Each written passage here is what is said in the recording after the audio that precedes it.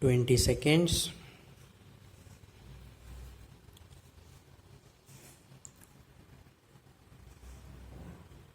Be ready. 10 seconds.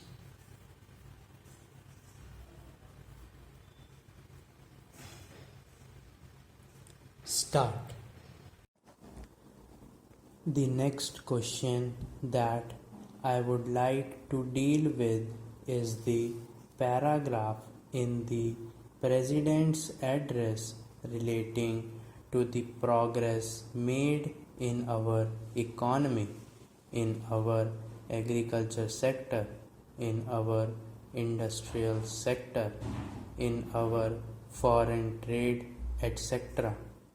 Sir, you were pleased to read out to us a very large list of the achievements of the Congress government during the last decade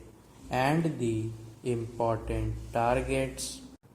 which have been achieved during the last 10 years of our planned economy. You also mentioned the question of increase in food production, increase in the production of agricultural commodities, etc.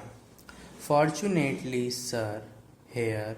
we have in our midst the ex-deputy chairman of the Planning Commission, Shri V.T. Krishnamachari, who has addressed a number of meetings and seminars in New Delhi recently,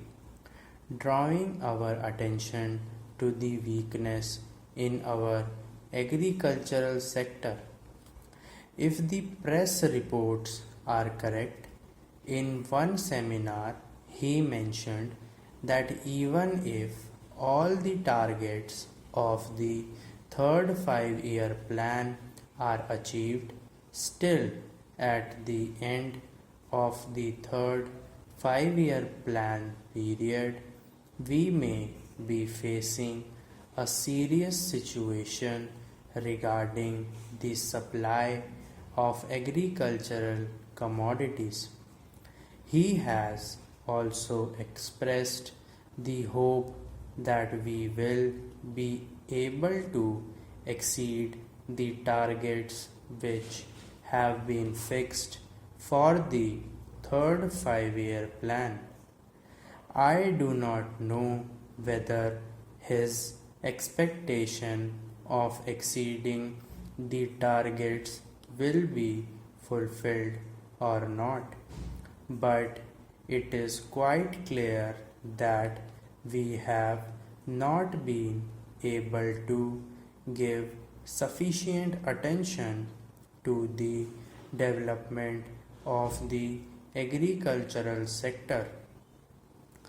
It has also been stated that development of the agricultural sector is one of the most difficult tasks which have been found difficult both by democratic countries as well as by countries in which total planning is going on. It is all the more reason that we should pay more attention to the agricultural sector so that it may be possible for us to meet our requirements as and when they arise, and the situation which he has foreseen at the end of the third 5-year plan may not materialize. It is no use merely taking refuge behind some of the figures which have been complied and narrating the progress which has already been achieved. We are happy that some progress has been achieved, but we are anxious that more progress should be there, and for that purpose also certain definite steps will be taken. In this connection, I am also happy to hear what the Defense Minister said yesterday in one of his public meetings, namely that the Government of India is contemplating to create a setup in our villages wherein our panchayats will be functioning more or less on the lines of Parliament. Unfortunately, he did not elaborate that point further, and the press has not thrown any more light on what the exactly means. But if it means that the panchayats will be in charge of the resources that are available in the villages, that they will be in a position to determine how best the productive efforts in the villages are to be directed, and in what direction determine what targets are to be achieved. And when the production is there and there is a surplus to be exchanged with other centers in the country, that the panchayats will have their say in the matter on what terms this surplus will be exchanged with other centers in the country, then I think a very valuable step forward in the direction of building our economy on a decentralized basis will have been taken. We have always taken a view, sir, that if planning is to succeed in our country, and if there is not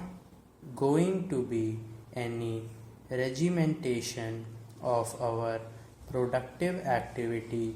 and forces, what is necessary is that the common man should have a voice in determining the economic policies and in formulating the economic plans of development, and should have also his say in determining